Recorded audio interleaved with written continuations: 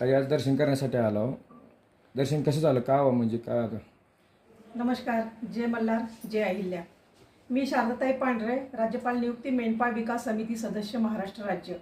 मी सांगली दौऱ्यावर असताना काल कोल्हापूरचं दर्शन घेतलं, आज पंढरपूरचं आणि आई तुळजाभवानी महाराष्ट्राची कुलदेवी आई तुळजाभवानीचं दर्शन घेण्याचं आज खूप योग मला लाभले आणि खूप छान वाटले आज आई म्हणजे आपल्या मातेचं दर्शन घेऊन.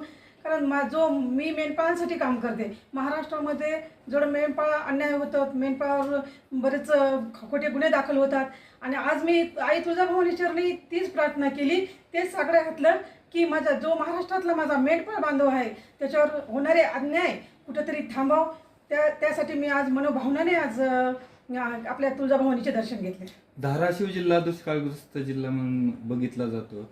इथल्या मेंढपाळासाठी काही योजना काय तुम्ही नाही करूया ना. त्यामुळेच मी आता एक संघटना पण त्यासाठी केली आहे, श्री संत बाळूमामा मेंढपाळ संघटना. यासाठी की मेंढपाळ एकत्र येऊन जे मेंढपाळांच्या योजना आहेत, मेंढपाळांना होणारे लाभ आहेत ते मेंढपाळांपर्यंत पोहोचत नाही. कारण हा मेंढपाळ समाज कसा असतो, अडाणी असतो, त्यांना शिक्षण नसतं.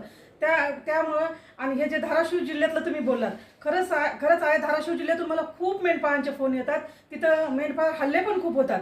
यासाठी नक्कीच मी आमदार गोपीचंद पडळकर साहेबांसमोर हे धाराशिव जिल्ह्याच्या मेंढपाळांची व्यथा मांडणार. तर असं कुठं आपलं ऑफिस वगैरे काही तुम्ही असं धाराशिव जिल्ह्यासाठी जसं माझा मेंढपाळ फिरस्ती आहे तसं मी पण प्रत्येक जिल्ह्यामध्ये असंच फिरते आणि धाराशिव जिल्ह्यामध्ये लवकरच माझं ऑफिस होईल. मी आज इथं तुळजाभवानी मंदिराच्या याच्यामध्ये परिसरामध्ये सांगते.